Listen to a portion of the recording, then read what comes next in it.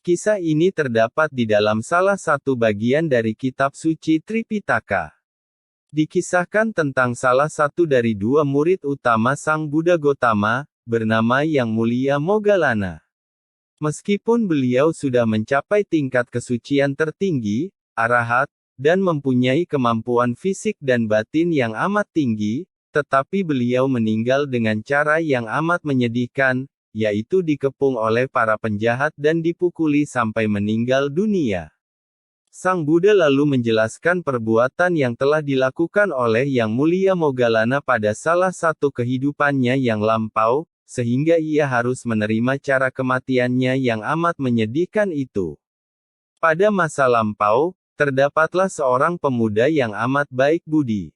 Ia mengerjakan semua pekerjaan rumah tangganya sendiri, seperti menanak nasi, membersihkan rumah serta merawat kedua orang tua yang matanya buta itu dengan penuh kasih sayang. Kedua orang tuanya mengkhawatirkan anaknya yang bekerja seorang diri, mereka lalu berkata kepada anaknya, "Anakku, kamu pasti terlalu lelah mengerjakan semua pekerjaan seorang diri, baik di dalam rumah maupun mencari kayu bakar di hutan. Kalau kamu setuju, kami akan melamarkan seorang anak gadis untuk menjadi istrimu, supaya dapat membantu meringankan pekerjaanmu." Anak itu lalu menjawab, "Ibu, saya tidak memerlukan bantuan apa-apa, saya sanggup mengerjakan semuanya. Selama ayah dan ibu masih hidup, sayalah yang akan menjaga dan merawatmu dengan tanganku sendiri." Berkali-kali ia menolak usul kedua orang tuanya untuk mengambil seorang istri. Tetapi ayah dan ibunya terus mendesak, sehingga akhirnya ia diam saja dan menerima seorang gadis muda untuk menjadi istrinya. Hanya beberapa hari saja istrinya mau merawat kedua orang tuanya. Setelah itu ia berkata kepada suaminya, bahwa ia tidak sanggup lagi untuk merawat kedua orang tua itu dan tidak ingin hidup bersama mereka lagi, ia tidak senang dengan kehidupan seperti itu. Dengan menunjukkan ketidaksenangannya, ia selalu berkata, "Saya tidak sanggup untuk hidup lebih lama lagi bersama ayah dan ibumu yang buta itu." Suaminya tidak menghiraukan ocehan istrinya, sampai pada suatu hari istri muda itu mengambil tanah merah, kulit kayu dan butir-butir gandum, ia menebarkannya di mana-mana, di sekitar rumah itu. Ketika suaminya pulang dan bertanya, apa yang telah terjadi, istrinya menjawab, "Suamiku, semua ini adalah perbuatan orang tuamu yang buta itu, mereka mengotori seluruh rumah ini, saya tidak sanggup lagi untuk hidup bersama mereka." Ia katakan hal itu berulang-ulang, terus-menerus. Si suami yang semula ragu-ragu, akhirnya menjadi percaya dengan perkataan istrinya, dan sebagai seseorang yang belum mencapai tingkat kesempurnaan, ia menjadi kesal dengan kedua orang tuanya. "Istriku, jangan khawatir," kata suaminya, "saya akan menemukan jalan yang paling tepat untuk membuang mereka."